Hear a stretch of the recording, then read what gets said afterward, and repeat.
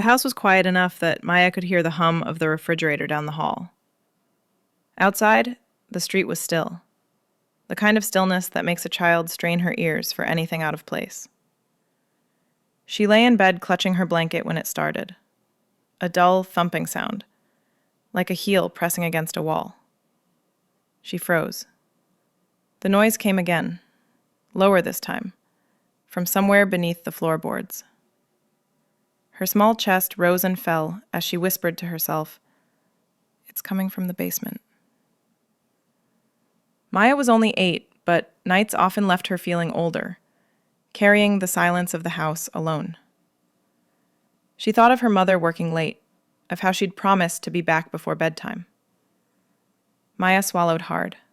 She reached for the phone. A clipped voice answered on the other end. 911, what's your emergency? Her reply trembled. Something's kicking in the basement. The dispatcher's tone softened at once, as though she could hear the fear caught in the girl's throat. "Sweetheart, can you tell me your name?" "Maya," the child whispered, clutching the phone near her chin so the sound wouldn't carry. "The noise is still there." The woman's words moved slowly, gently. "Maya, you're very brave for calling me. I'm going to stay on the line with you. Are you safe where you are?" Maya nodded, though she knew the dispatcher couldn't see. "I locked my bedroom door." "Well done," the voice replied. "Now, I want you to keep quiet and listen. Is it still happening?" The thump echoed again, followed by a faint scrape. Maya held her breath, eyes flicking toward her floor. "Yes, it keeps coming," she whispered. The dispatcher's calm steadiness wrapped around her like a blanket. "Okay, a patrol car is already on its way. Stay with me. Keep the phone close. If you hear the sound change, just whisper it to me. You're not alone, Maya." Her lips trembled as she answered. "Promise?" "I promise. The officers will be there very soon. You've done exactly the right thing." And as the minutes stretched out, Maya pressed her ear to the receiver, clutching tight. Heard it. Her voice cracked as she looked toward the hallway. "That took real courage to call," he reassured her. "We're going to check, but before we do, can you show us which way to the basement door?" Maya nodded solemnly, then tiptoed ahead, her bare feet padding against the tile. The beam of the flashlight swept across family photos on the wall as they moved. The officers exchanged a look, silent agreement about the balance they had to keep. Protect her while preparing for whatever sat below. At the kitchen threshold, she stopped, pointing a small finger toward a closed wooden door near the pantry. "There." One officer glanced at his partner, noting the faint scrape just then, like nails across cement. He touched his radio briefly, murmuring a code, then turned back to Maya with a reassuring smile. "We're ready to take it from here. You've brought us to the right place." Maya whispered, "Will it come upstairs?" The second officer shook his head gently. "Not if we're here. You stay right behind me, but when we move closer, I'll have you step to the hallway. We'll take care of the rest." Her small shoulders loosened slightly, though her eyes clung to the door as though it might burst open at any moment. One officer directed her to stand beside the kitchen counter while his partner approached the basement door. Every sound in the house seemed amplified. The groan of the refrigerator, the gentle tick of the wall clock, Maya's shallow breaths. For the first time that night, she felt, if only in a fragile way, that the terror in the basement might finally face the light. The wooden door stood at the edge of the kitchen like a sealed passage into another world. Its frame was chipped from years of opening and shutting, yet in this moment it seemed more solid than stone. Maya clutched the hem of her pajama top, her eyes fastened on the knob. The first officer kneeled down to her level again. "Maya, can you describe the sound for us one more time?" She swallowed hard before answering. "It's like someone's trying to get out. The floor bumps, like a kick. The officers exchanged a brief glance, careful not to let their concern reach her. The second officer moved closer to the door, pressing his ear gently against its surface. The officer near her gave a steady nod. "We're right here. No matter what's behind this door, you're protected." She nodded solemnly, though her chin quivered. The promise mattered. It steadied her, even as her bare toes curled against the cool tile. The officers then spoke softly to each other, weighing options. They could wait for backup, but the continued pounding suggested urgency. Something, or someone, could be trapped. Both men tightened their grips, one on the flashlight, the other on the handle of his holstered sidearm. The decision formed almost silently. They would enter. The officer holding the flashlight knelt down, speaking to Maya. "Sweetheart, I'm going to have you step just around the corner in the hallway. You'll still hear us, but you won't be right here when we open it, okay?" Her lips parted like she might protest, then she simply nodded and moved, each step hesitant. From the hall she turned back, eyes wide in the shadows. One officer placed his hand slowly on the door handle. The other steadied himself, angle set. The kitchen lights hummed faintly above them. A moment passed, drawn out, deliberate. Then came the faintest scrape again from below, sharper this time, like metal sliding on concrete. Maya gasped from her spot. One officer whispered, "On 3. 1. Their muscles tensed. 2. The flashlight beam tracked higher. The third count came with a twist of the knob. The hinges groaned in resistance. Cold, damp air seeped upward to meet the warmth of the kitchen. The door edged open into a dark stairwell, the scent of mildew and something unfamiliar rising to greet them. Maya hugged herself, the sound of her own heartbeat louder than the ticking clock. From the yawning blackness below, the officers saw nothing at first, only shadows stacked thick along the stairs. But then, once more, the thump reverberated. Louder now, closer. The basement's secrets were no longer content to be hidden. The officers stood shoulder to shoulder at the top of the stairs, beams of light cutting modest circles into the murk below. Dust motes glimmered like faint stars in their path, disturbed each time the thumping rose from the darkness. The air felt colder with every step they considered, carrying with it the raw scent of damp stone. Then silence.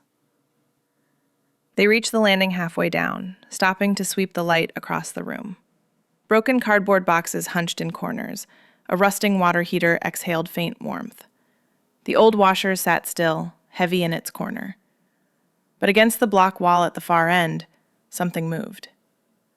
The flashlight beam snapped toward it. 2 wooden crates stacked unevenly. Behind them, a figure huddled. Bare limbs trembled against the chill, and a heel pressed hard into the wall again, the source of the thunder Maya had heard. The officers froze, momentarily stunned. What they saw wasn't an animal or intruder. It was a child. A girl, perhaps only a few years older than Maya, sat bound at the ankles, her hands awkwardly tethered with frayed rope. Her clothes were torn and grit covered her skin. Wide eyes blinked against the sudden wash of light, face drawn in fear, yet pleading. The cough that tore out of her chest was hoarse, muffled, and then a dry sob. One officer immediately radioed, voice sharp now. "We've got a juvenile victim. Repeat, child found restrained. Medical needed on scene." His partner swung forward, drawing his knife to cut through the cords, movements precise and urgent. The girl whimpered in panic before the blade reached her restraints. "It's okay, you're safe," the officer murmured, lowering his volume and softening his tone. "You don't need to flinch anymore. We've got you." His words carried the warmth of reassurance layered over the tension of the moment. He sliced the worn rope, allowing her wrists to come free. The girl winced, rubbing them faintly, red lines marking where restraint had rubbed raw. From the hallway, Maya called out, high voice straining. "What is it? What's down there?" The officer near the stairs turned his head up toward her. "Stay right there, Maya. We found someone who needs help, that's all. You did exactly the right thing by calling." Maya bit her lip, tears welling. Someone else had been alone down there, kicking against the walls while she lay frightened above. The weight of what she had heard settled in her chest. She hadn't imagined it. The older girl staggered when they helped her stand, the flashlight beam revealing bruises scattered across her legs. She leaned heavily against the officer's arm, whispering in a cracked, lined with fear. The other etched with relief that someone had intervened. Maya whispered, "She was there all along?" The officer nodded solemnly. "Yes, Maya. Thanks to you, she's not alone anymore." The kitchen air felt warmer as both children now stood together. Yet the unease lingered, for nobody knew how long she had been forced into that darkness, or who had left her there. The night had changed, from mystery to something far deeper. What began as a sound beneath the floor had become the unveiling of a hidden cruelty. And as the officers exchanged urgent looks, one thing was certain. The discovery was only the beginning of a far greater truth waiting to be uncovered. The officers moved instinctively once the basement child was in the kitchen light. Training took over, but the weight of what they had uncovered slowed every gesture, deliberate and careful. One kept his radio pressed close to his mouth as he requested immediate medical response, additional patrol units, and investigators. His words were curt, but inside he felt the sting of disbelief that such cruelty had been hidden behind an ordinary door. The other officer shifted his focus to Maya, who stood rigid near the counter, eyes wide on the older girl. He spoke softly, crouching to bring his face closer to her eye line. "Maya, you've been so strong tonight. We're going to make sure you don't see more than you have to. Let's step over here while my partner handles things." The reassurance worked. She gave a hesitant nod and allowed him to guide her slightly toward the hall, far enough that she could still feel connected, yet sheltered from direct view. The rescued girl clung to his sleeve, trembling under layers of exhaustion. Her breaths came ragged, words scattered between sobs. The officer shielded her body with his own from Maya's curious gaze, whispering, "You're not alone anymore. We'll get you checked by doctors soon. All you need to do right now is breathe." Outside, faint sirens began to rise, growing nearer by the second. The house, once silent, now held the pulse of approaching help. Through the window, Maya could see flashing lights bleeding over the hedges as backup arrived. She pressed her palm against the glass, her chest loosened. Ropes. Each detail mattered now, building the picture of a crime cloaked in shadows. Maya hovered near, her small voice slipping out despite efforts to remain quiet. She was down there all this time? The officer with her placed a steady hand on her shoulder. "Yes, and because of your call, she's going to be safe." His words landed with weight, like setting a stone firmly at her feet, rooting her in the knowledge she had made the difference. When paramedics finally crossed the threshold, brisk yet gentle, the air filled with purposeful movement. Oxygen mask readied, blankets draped over narrow shoulders, medical bags clicking open. The rescued girl leaned weakly into their care, eyes darting between uniforms, but the officer's calm presence steadied her. For Maya, the sight of professionals moving in harmony created a new feeling, safety stretching wider than two officers could hold. What began as a night of isolation, with only her and the sound of unseen kicking, had transformed into a house filled with protective adults. The scene was no longer just hers to manage. And as tape prepared to cordon off the basement and radios clicked steadily with updates, one truth became clear. The night's terror was being pulled into the open, sealed by steady hands. Maya's part, her single phone call, was now woven into a far larger effort, one determined to keep her and the other child safe from further harm. Maya sat on the edge of a chair in the hallway, the hum of unfamiliar radios and muffled adult voices all around her. Her legs swung just above the floor, not quite touching, trembling slightly with each back and forth motion. Everything in the house felt changed. Where it had once been still and ordinary, now every sound carried new meaning. She tucked her arms tight against her body, as though she were holding in the swirl of things she didn't know how to name. She kept glancing toward the kitchen, where the older girl, rescued from the basement, was surrounded by paramedics. The flash of gloves, the wrapping of blankets, the low voices checking pulse and breath. Maya tried to make sense of it. Feel big. It felt small, like a shaky whisper into a phone. But that whisper had brought the entire house full of people. She watched the officers move, their eyes switching between her and the girl, never letting either out of sight. In their steadiness, she could finally place the weight of what had happened onto shoulders broader than hers. The dispatcher's voice floated back into her mind, the way it had wrapped around her words, calling her brave. She replayed it as if it were a lullaby. That calm voice, alongside the flashing lights outside, reminded her she wasn't alone. The terror that had clenched her chest in the dark hours was loosening, replaced by something like breath catching for a different reason: relief. She thought about how frightened the girl from the basement must have been all this time. Maya's heart thudded in empathy. If she were ever trapped, she'd want someone, anyone, to hear the kicking. That thought made her lift her chin, as small as she felt, proud that she had been the one who listened hard enough. The officer who had stayed closest crouched near her again. "Maya," he said, voice low and steady. "Do you know how important your call was tonight?" She shrugged, staring at her hands. "I was just scared." He tilted his head, gently correcting. "You were scared, but you still reached for help.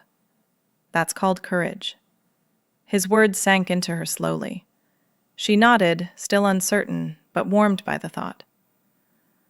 Time stretched oddly. The lights in the kitchen seemed brighter than usual. The tick of the clock on the wall no longer measured bedtime, but the rhythm of her heart settling down.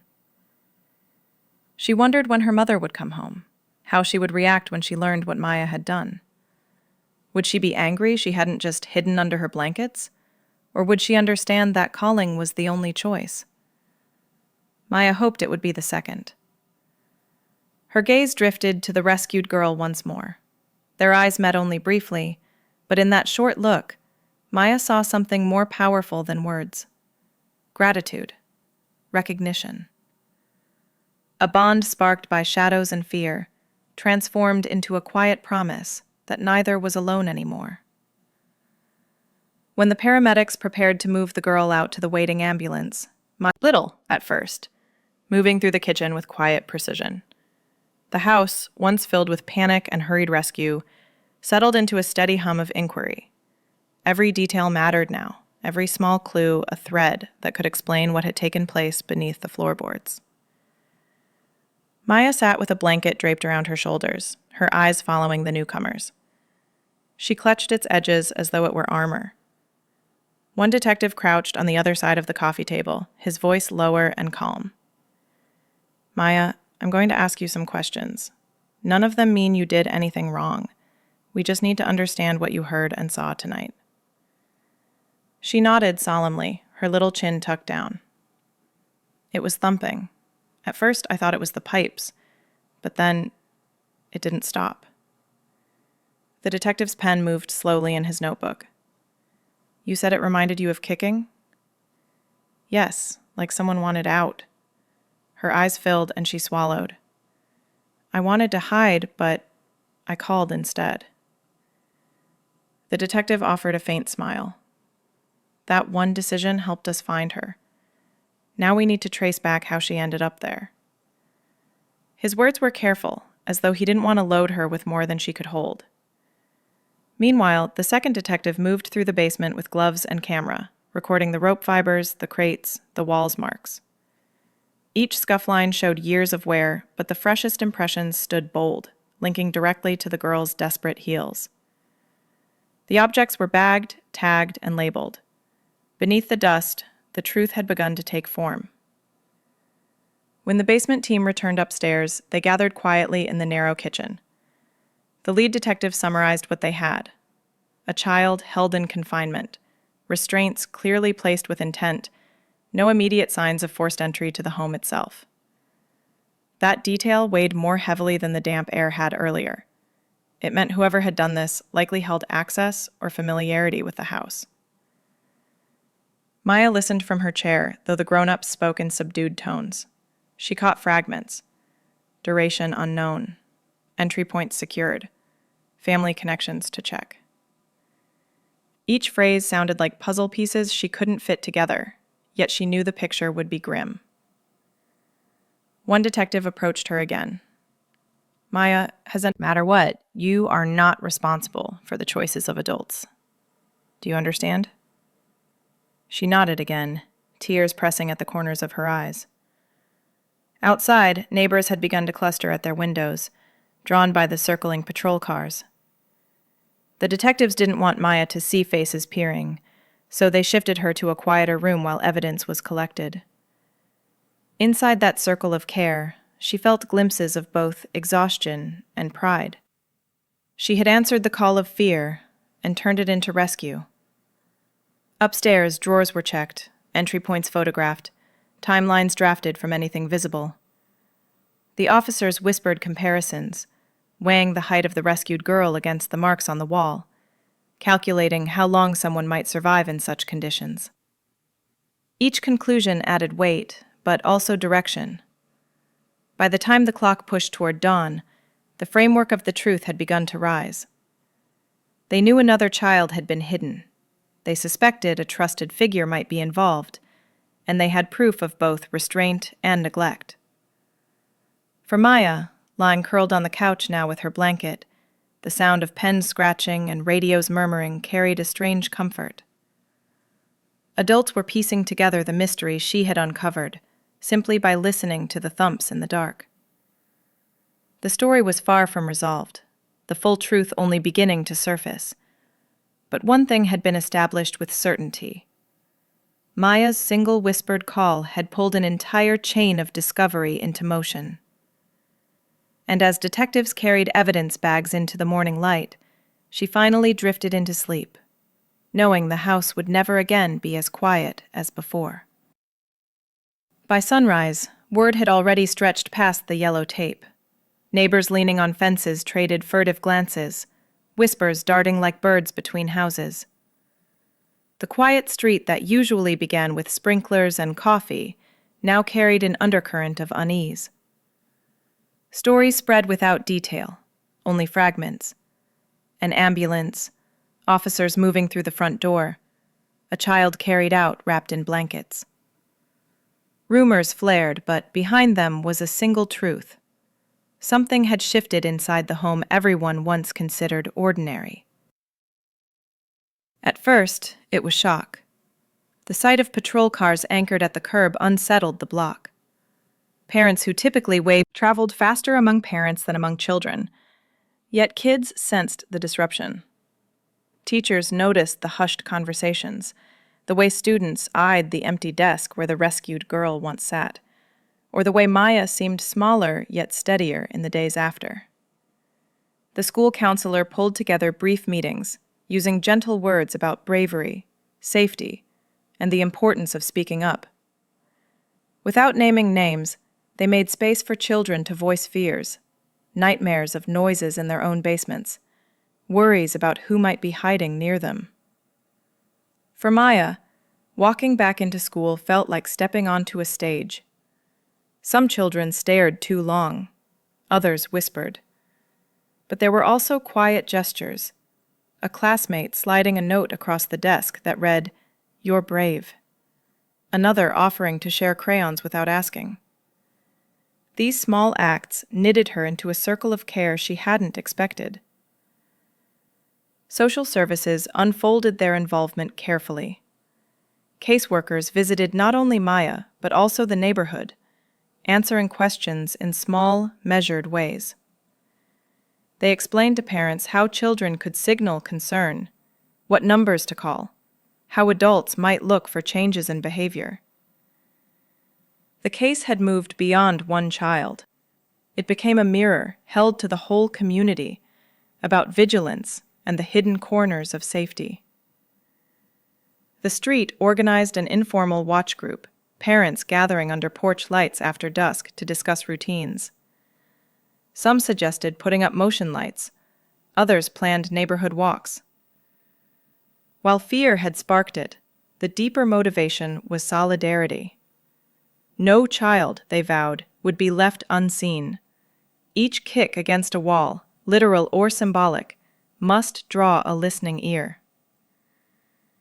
Meanwhile, churches and local centers arranged vigils.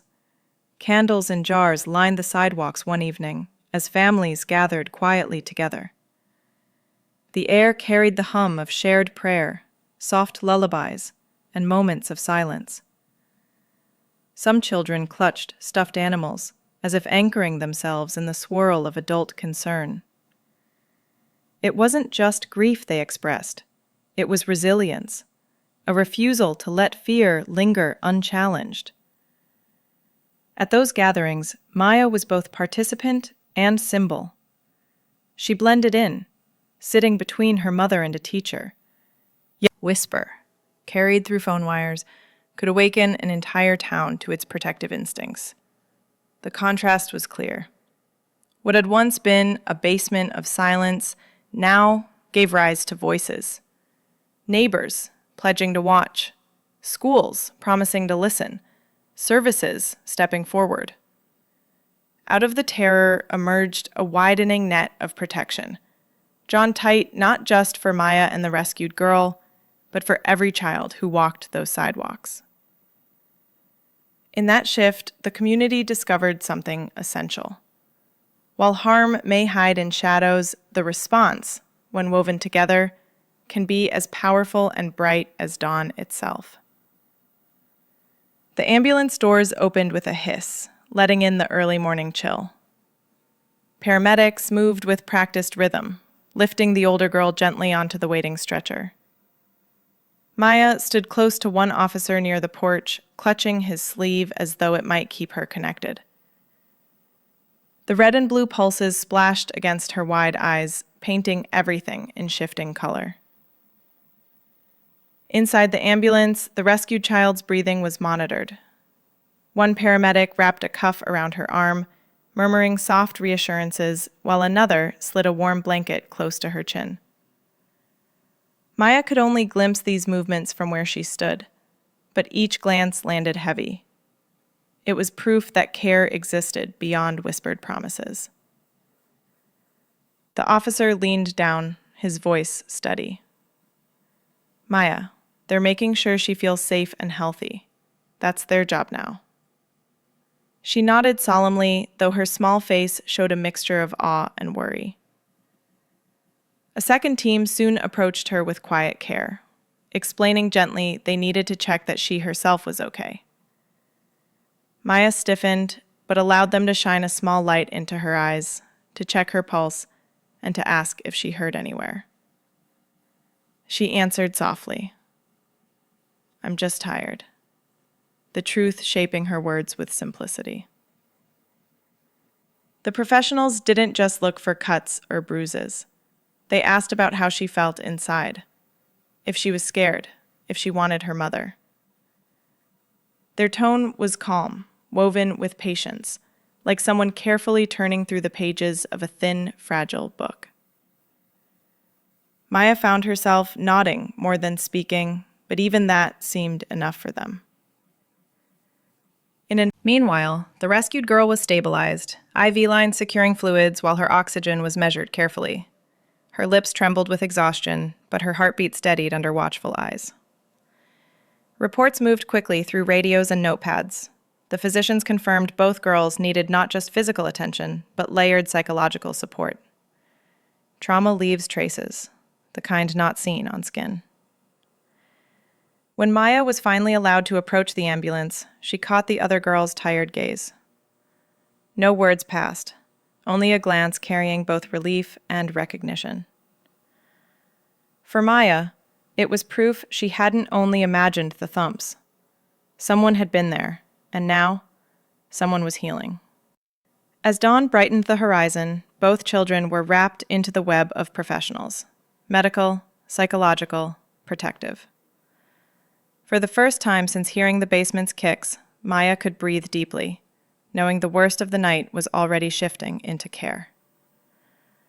The first waves of emergency response had carried the girls to safety, but the case itself was only beginning. By late morning, the house sat cordoned off behind tape, its quiet exterior transformed into a scene of investigation. Officers came and went with folders, cameras, and measured steps. Within hours, the search expanded, tracking down family members, identifying who else might have had access to the home, and beginning the slow machinery of the legal system. For Maya, much of it blurred together. She was moved gently between rooms, each time accompanied by someone offering soft explanations. But in the wider world beyond her sight, plans were already underway to hold someone accountable. Detectives relayed their findings to prosecutors, unfolding the timeline piece by piece: the sounds at night, the rescue, the evidence of restraint. Each note added weight to the case they were building. Arrests soon followed. Questions around consent and knowledge swirled, but the most immediate suspect, someone tied closely enough to enter the home, was brought into custody. Officers moved with calm firmness, guiding him toward the waiting car. Neighbors peered through curtains, watching the figure vanish into official hands. For many, it felt like a grim validation that harm often hides not in strangers, but in those expected to be near. In the days after, Maya's world became The bench emphasized the child-centered focus of the process. Words like best interest repeated often, a reminder that beneath all the legal discourse lay two children's lives. When Maya did step into a courtroom for the first time, it was with her small hand clasped in her mother's. The vast wooden space, with its benches and solemn faces, swallowed her scale. She sat close to her attorney and a counselor, answering quiet questions about her comfort. She was not placed on the stand, far too soon for that. But she watched proceedings unfold. She saw the person accused seated stiffly, eyes fixed forward, and felt a shudder run through her. Yet she also saw an entire room oriented toward her safety. That balance mattered. Over time, her role as witness became more defined. Gentle interviews were recorded in child-friendly spaces, colored walls softening the gravity of her words. She was asked again to describe the thumps, the call, the fear. Each recounting etched the experience into evidence, not just memory. Though tiring, she began to see how her voice contributed to the arrow of justice being drawn. The rescued girl, too, was folded into the process. Her testimony came halting at first, but firmed with repeated assurance. Together, the two accounts, one from above the floorboards, one from beneath, formed a narrative too strong to ignore. Prosecutors constructed their arguments around it, weaving the physical evidence with the children's fragile but steady words. For Maya, the justice system felt heavy, like a set of doors too tall for her to reach. But as she was guided gently through its corridors, she came to understand a simple truth. She didn't have to carry the full weight herself. Each attorney, officer, and advocate lifted part of the burden. What once had been only her whispered fear to a dispatcher now stood as the core of a case before the court. The trial phase stretched schedules across weeks, but the heart of it remained pointed: accountability for the act of locking a child beneath a home. Maya's courage had sparked discovery. Now, the law would seek to transform that discovery into lasting protection. In the solemn atmosphere of hearings, she found herself watching the judge's gavel. Each time, the room felt lighter than any space she had been in since that night. At first, she sat stiffly on the rug, her knees tucked against her chest. Her eyes flicked between the therapist's smile and the tiny wooden dollhouse nearby. The woman didn't press. She simply set figures from the dollhouse out in front of Maya and began arranging them into a simple scene. A mother, a child, a house. The therapist moved them slowly, letting gaps hang in the story like unfinished pages. Maya finally reached out, picking the smaller figure and sliding it under the toy table. Quietly, almost under her breath, she whispered, "She was down there." That first gesture carried more truth than any full sentence. The therapist nodded, not startled, just listening. "Sometimes children know someone feels hidden or trapped," she said. "You did something very brave by showing me." Maya kept the figure beneath the table for a long time, circling a hand protectively around it.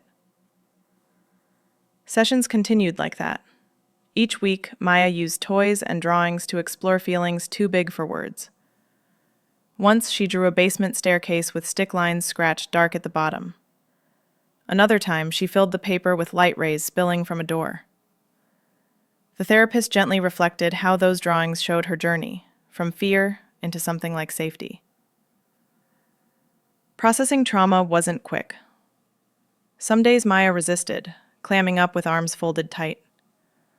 Other days she chatted more, describing school and asking if the girl from the basement was okay. "She's getting help too," the therapist answered each time, redirecting her to the here and now. Even when Maya didn't want to speak about the night, her play told the story. Dolls locked in closets, then freed with big keys, then tucked under soft blankets. Coping strategies slowly took shape. The therapist introduced breathing games, teaching Maya to trace her finger across a picture of a star, inhaling on one point and exhaling on the next. At first, Maya giggled, finding it silly, but later she admitted it helped when she woke from bad dreams. They created a safety box together. Inside it, she placed drawings, a smooth stone, and a note from her mother. Anytime she felt nervous, the box reminded her of protection. Her teacher noticed and later told the counselor she handled it with strength. Hearing that feedback made Maya blush shyly, but inside, pride bloomed. Setbacks still appeared. News reports about the case sometimes slipped past, and Maya's stomach knotted. Letters from court arrived, and she grew restless at bedtime. Yet each time, therapy provided a return point, a consistent adult reminding her that progress isn't a straight line. The therapist often compared it to walking up a hill after rain. Sometimes you climb, sometimes you slip back, but the top doesn't disappear. Even in her 8-year-old understanding, Maya could grasp that image. The rescued girl's path crossed hers again during a joint session arranged carefully by their counselors. They didn't talk much, but they sat side by side, drawing with crayons. Maya drew sunshine. The other drew a door with light pouring out. When they exchanged papers, both smiled faintly. The therapists recognized the unspoken bond. 2 children who had survived different sides of the same locked basement. Over months, Maya's resilience grew. Her laughter returned in bursts. Her drawings included trees and pets rather than only stairwells.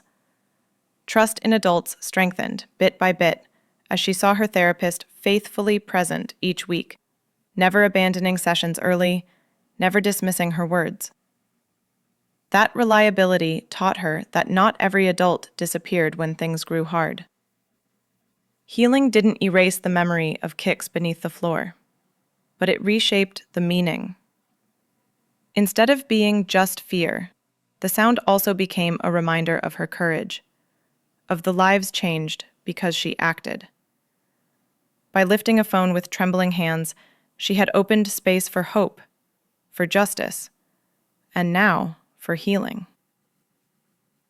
Therapy kept returning her to that truth. She was not only a witness of pain, but also the beginning of renewal. When Maya returned to school, teachers were already prepared. The principal had met with counselors the evening before, outlining a plan that would help Maya feel secure rather than spotlighted. They wanted her day to begin as normally as possible, yet with safety woven through it. Her teacher greeted her at the door with a smile a little softer than usual, crouching slightly to meet Maya's eyes. Sensed change, though many didn't know details. A few whispered, but the teacher guided attention toward kindness. "Everyone needs help sometimes," she told them during morning circle. "In our class, we look out for one another."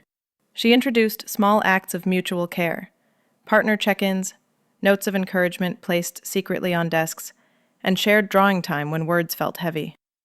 These activities weren't labeled for Maya alone, yet their structure gently held her. Her best friend scribbled a heart on a sticky note and tucked it into Maya's math book. Another classmate offered half a sandwich at lunch. These tiny gestures, woven across the day, shaped a web of quiet, peer support stronger than any single lecture could be. Meanwhile, the school devised academic adjustments. Homework expectations eased temporarily, and lessons allowed for flexible participation. If Maya wanted to listen without answering, that was accepted. The counselor framed it to staff as meeting her where she is. It gave Maya room to recover without the burden of performance.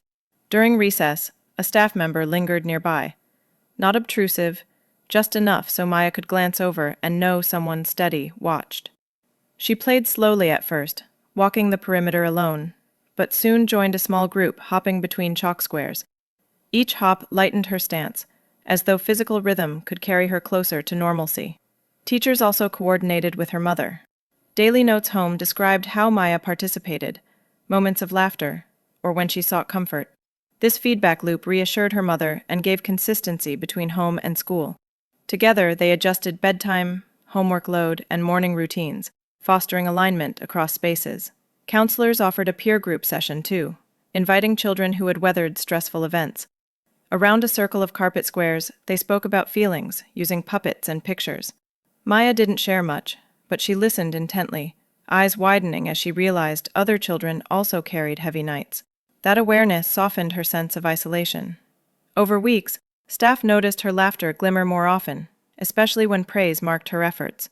"You did careful work today," her teacher said, sliding a paper with gentle corrections toward her. The focus moved from perfection to effort, reinforcing that showing up was itself an achievement. The school climate shifted as well. Assemblies included reminders about speaking up if worried. Teachers doubled protection. Within those walls, amidst spelling words and playground games, Maya found the courage to be a child again. When the court orders placed Maya into a safer space, the weight of family shifted overnight.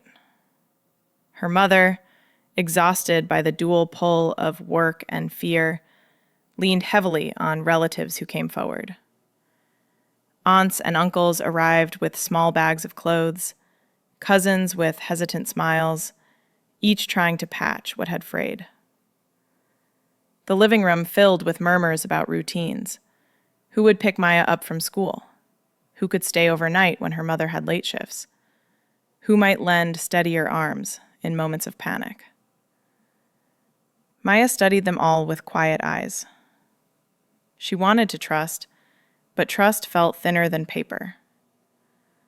Adults had promised safety before, and a basement door had told her otherwise. When her grandmother pressed a hand against her cheek, Maya leaned in cautiously, the warmth familiar but still fragile.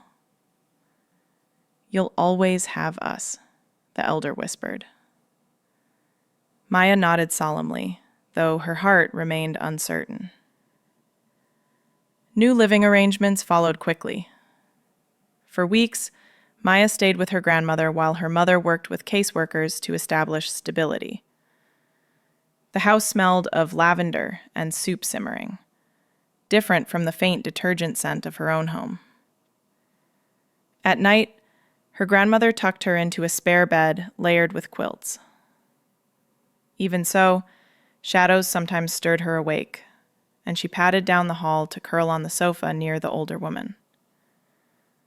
No scolding came, only a quiet pat on the back, acknowledging that healing children need proximity, not reprimand. Visitation protocols were set with formality. Not every relative could waltz in freely. Supervised settings were common, ensuring no harmful adults slipped into Maya's circle. She didn't fully grasp the paperwork or signatures, only that some visits included another adult observing, making notes. At first, it unnerved her. Why would someone watch their hugs and conversations? But over time, the consistency of safe adults present reassured her. It showed that the system, though heavy and strange, was designed to keep her secure. Became a steady friend at school, sitting with her at lunch and walking next to her on the playground. Another relative brought her art supplies, encouraging her to paint feelings she struggled to name. These offerings weren't framed as therapy, but as love in practical form. Still, tension lingered. Some adults questioned how danger had entered the house unnoticed, straining trust among siblings and cousins. Gatherings occasionally grew sharp, accusations flickering like sparks. Maya overheard fragments, voices rising about responsibility, about who should have known. Yet she also saw how, despite disagreements, meals still ended with cleaned plates, embraces still wrapped her shoulders, and promises still whispered at bedtime. Family was not perfect, she learned, but a net, even with holes, could still catch. Over months, the redefinition of family became clear. It was no longer just the people under one roof. It was the circle that held steady despite fear. Family became the grandmother's lap quilt, the cousin's shared sandwich, the mother's late-night call, the watchful relative in court. Each piece, on its own, might not guarantee security, but together, woven tightly, they began to restore Maya's ability to rest her head at night without flinching from imagined kicks below. And while the journey forward would include setbacks, what unfolded across kitchens, porches, and courtrooms was this truth. Family isn't only the place harm once hid. It can also be the structure that patiently, tenderly, rebuilds a child's faith in the adults who promise to keep her safe. The neighborhood felt altered in the weeks that followed. The street lined with tidy hedges and bicycles was no longer just a backdrop of ordinary days. It had been marked, and everyone knew it. Yet rather than collapse into silence, people began to knit themselves closer. A sense of shared responsibility filled the air, as if every porch light now doubled as a watchtower. At first, gatherings were informal.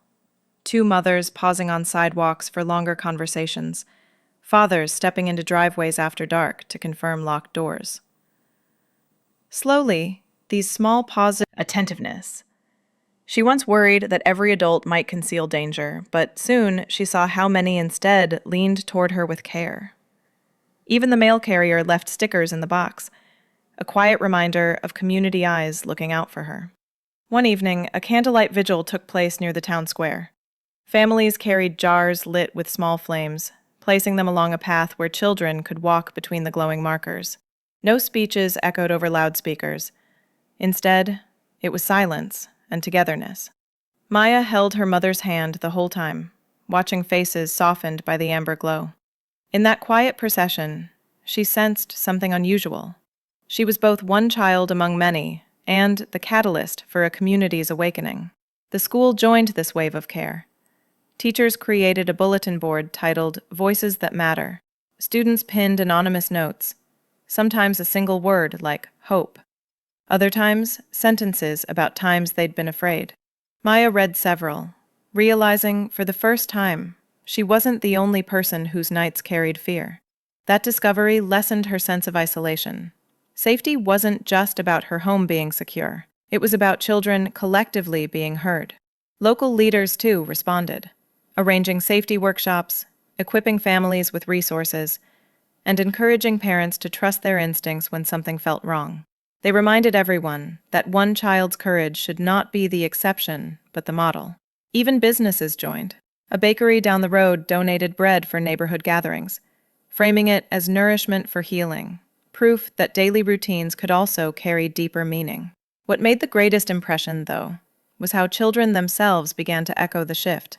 On playground benches, they reminded each other to speak up if something scared them. They formed little pacts of solidarity, promising to watch for one another. In their voices, resilience bloomed more naturally than in any organized forum.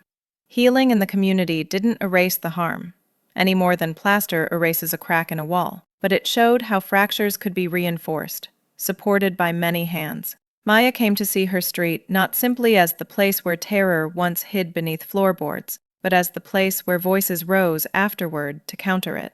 The message became clear.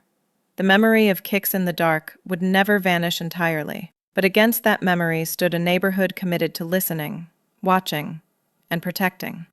The walls creaked. She listened, then reminded herself she wasn't alone anymore. Her progress was measured in small milestones. At first, she still startled at thumps, pipes knocking, doors closing, basketballs bouncing on driveways. But slowly, she learned to pause before panicking. With therapy and her mother's reassurance, she began responding not with screams, but with breath. That shift was more than developmental. It was a triumph over fear shaping her daily life. The professionals who surrounded her marked progress formally. Fewer nightmares reported, better participation in school, steadier trust in adults. Yet Maya preferred simpler measurements. "I laughed today," she told her therapist once, as though it were an achievement equal to any medal. And it was. Meanwhile, institutions changed as well. The school district reviewed safety protocols, implementing clearer ways for children to reach trusted adults. Community groups expanded watch networks. Even local policy leaders spoke quietly about the importance of listening to children's signals, how Maya's voice had helped prevent tragedy. Without citing her directly, they acknowledged the case as a turning point, a living example of how swiftly intervention must come when a child senses danger. The first responders carried their own pieces of the memory. Officers who had stepped into the basement returned, often in thought, to the sight of small feet kicking against the wall. Some admitted privately that it kept them awake. It shifted their perspective on what emergencies might hold, teaching them that horror sometimes hid in ordinary homes.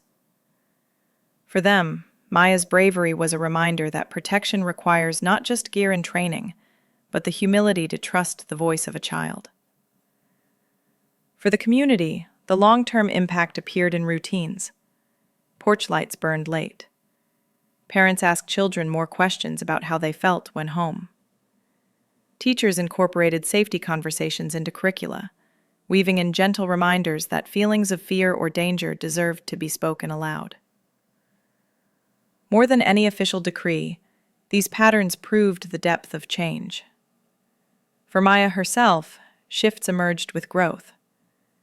She began writing in notebooks, sketching stories that mirrored her own.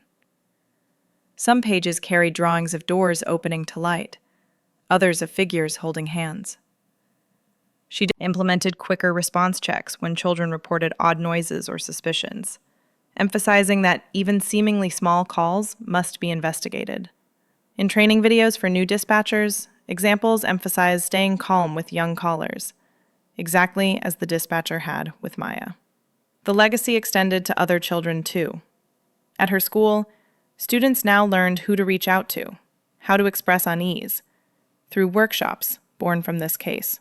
One teacher described Maya to colleagues as the reason our kids know their fears matter. While Maya never sought attention, knowing her experience carried value helped her frame the trauma not as pointless pain, but as the root of protection for others. Her own sense of self evolved, from victim to resilient child, and then to cautious leader among peers. When classmates whispered fears about strange shadows or noises, Maya listened with careful empathy. She didn't dismiss them. Instead, she said softly, It's always okay to tell someone. Those words, humble but powerful, carried echoes of the night she dialed. As for milestones, recovery could never be measured by a single endpoint. It came in layers. The first night she slept peacefully. The first time she joined classmates at camp without nightmares. The day she raised her hand in class to read aloud without trembling. Each was cataloged quietly by adults around her. But for Maya, they simply felt like returning pieces of herself. The case left cracks, too. Hesitations about trust, unease with basements, wariness toward certain family members. Yet those cracks became part of her foundation, reminders of strength gained. A house with cracks can still stand. Sometimes, fortified with care, it stands stronger than before. The impact radiated outward, in law enforcement, in schools, in homes, and most poignantly, in Maya herself. The girl who once whispered into a phone became someone who understood the weight of her own voice. And through her example, many others learned to listen more keenly, to respond more swiftly, and to guard more faithfully the children who depend on their care. Today, Maya lives in safety surrounded by a circle of steadier arms. Family, school, therapists, and a community that truly listens. She has not forgotten the night when kicks beneath the floor filled her with terror, but she has learned those sounds also carried her of us. The story carries a reminder. Children hear things we might overlook. Their instincts, their whispers, deserve not doubt, but attention. When one small voice trembles in the dark, it may be sounding the alarm for more than we realize. Let Maya's courage remind you to listen, to notice, and to protect. If you want more stories like this, stories of resilience, protection, and hope, subscribe so you don't miss the next one.